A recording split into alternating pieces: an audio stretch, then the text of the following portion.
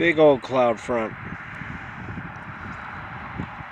Supposedly there's a bunch of rain behind this, according to the Doppler radar, and it's coming in from the southeast, which is strange.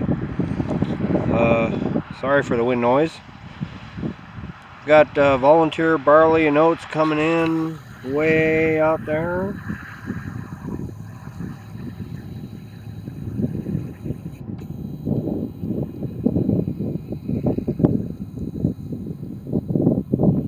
And we have peas.